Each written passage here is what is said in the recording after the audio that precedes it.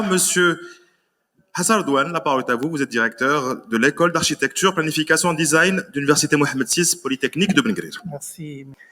En tant que coprésident du comité scientifique et en tant que représentant de l'Université Mohamed VI Polytechnique, il m'est agréable de vous revoir à la fin de ces 2 journées intenses de discussion sur la Smart City comme levier pour la résilience et la régénération. Les plénières nous ont donné une riche opportunité de discuter et d'acquérir des connaissances, tandis que les ateliers ont accompagné des discussions d'exemples concrets qui serviront évidemment de bonnes pratiques. Et on a plusieurs bonnes pratiques. C'est ça la bonne nouvelle de ce symposium. Ce fut un engagement intéressant, associant des universitaires, des fonctionnaires, la société civile, les experts et les startups. L'UM6P, en tant qu'université du XXIe siècle, a su tirer parti de la puissance de la transformation numérique en l'inculquant dans son ADN. Le site de cette université, c'est une preuve que la régionalisation avancée ne peut se passer qu'à travers le savoir et l'intelligence humaine marocaine ancestrale. Celles-ci sont rendues possibles par les différents départements, bien sûr, les différents départements, start-up, laboratoires de l'UM6P. L'UM6P, ce n'est pas une université ordinaire, mais une université où il y a une infrastructure, la ferme expérimentale, le Green Energy Park, dont le professeur Ahmed nous a bien fait une présentation. Bien sûr, la mine expérimentale, la ville verte expérimentale, et puis le grand calculateur de l'Afrique. L'UM6P, c'est une université citoyenne qui est sorte de catalyseur de la scène de la recherche-action, développement, innovation sur tous les secteurs. Parce qu'on ne peut pas parler de la ville intelligente sans parler de santé, l'intelligence dans la santé, l'intelligence dans l'éducation, l'intelligence dans les territoires, l'intelligence des communautés, l'intelligence des collectivités. Donc c'est Sigma des intelligences qui va créer le territoire intelligent. Merci. Il est pertinent de souligner à travers, bien sûr, les diverses interventions, il a été souligné à maintes reprises la définition partagée que nous avons en particulier concernant la conceptualisation de la Smart City en mettant fortement l'accent sur l'humain comme point focal. C'est très important. Donc le smart, c'est gadget, l'intelligence est humaine. D'accord? Quoique, bien sûr, le smart, c'est la même chose en anglais, donc il y a une dualité lorsqu'on parle de smart and intelligence. Intelligence is cognitive, c'est cognitif, ne peut être que humain. La smart, c'est l'efficacité d'utiliser un outil. Donc c'est très important de faire cette distinction terminologique et épistémologique.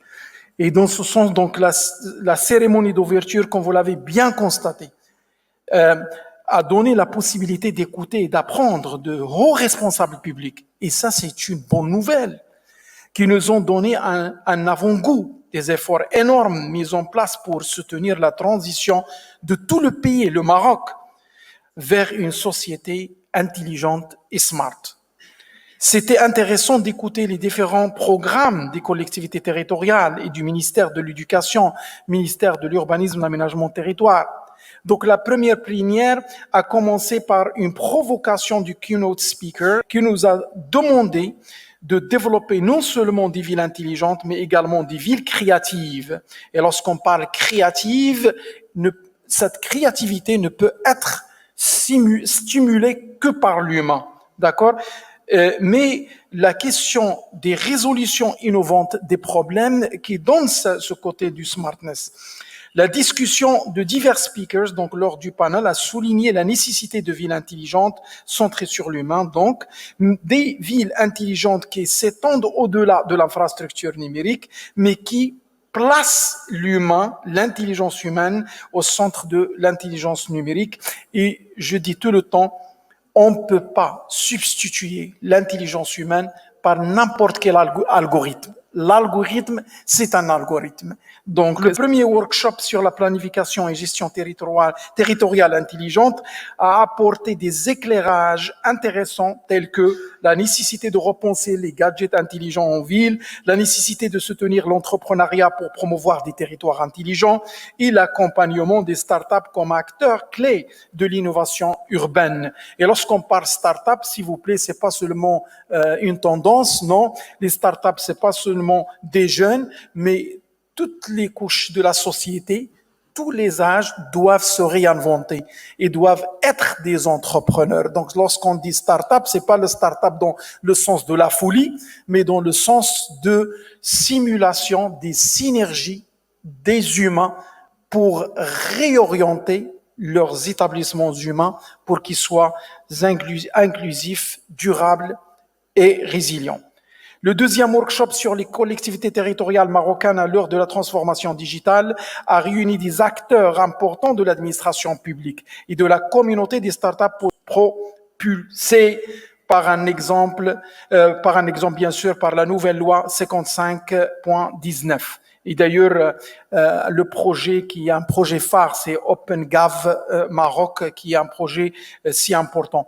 Donc, cette deuxième journée a commencé par la plénière sur la résilience territoriale et l'innovation sociale qui nous a donné des perspectives très intéressantes sur l'innovation sociale pour booster la résilience territoriale.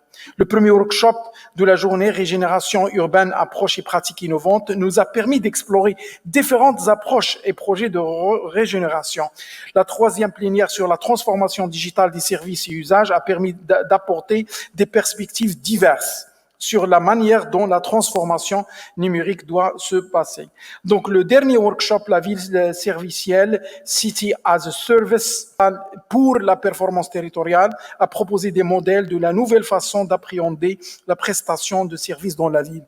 Donc, pour ne pas tarder, j'ai seulement quelques recommandations, donc, mais il y a d'autres recommandations, et je vous invite en tant qu'audience, en tant que les experts qui ont contribué, les chercheurs, de nous envoyer, s'il vous plaît, vos recommandations. Donc, comment créer un écosystème d'innovation territoriale multi-acteurs, institutions académiques, publiques et gouvernementales, et le privé, dont le triptyque de formation, recherche, innovation, entrepreneuriat. Sans l'université, sans le savoir, on ne pourra jamais arriver à un Maroc éclairé, développé, démocratisé. C'est très important. Et positionnement de la ville de Casablanca comme Living Lab de la Smart City. Et cette ville, cette métropole, elle mérite d'être déclarée Smart de par son histoire riche, de par aussi des différentes expérimentations.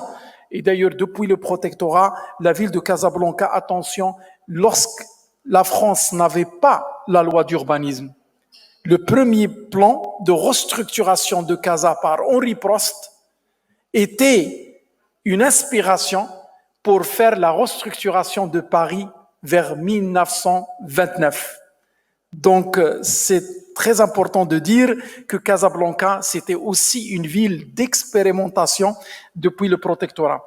Pour ne pas tarder, donc créer un baromètre de la ville intelligente marocaine s'appuyant sur l'expérience pilote de l'écosystème des savoirs, des villes nouvelles, des villes vertes, des villes smart, comme ville de Ben Gurir, Mazagan et d'autres, parce qu'on a la ville existante, mais on a aussi des laboratoires des villes nouvelles.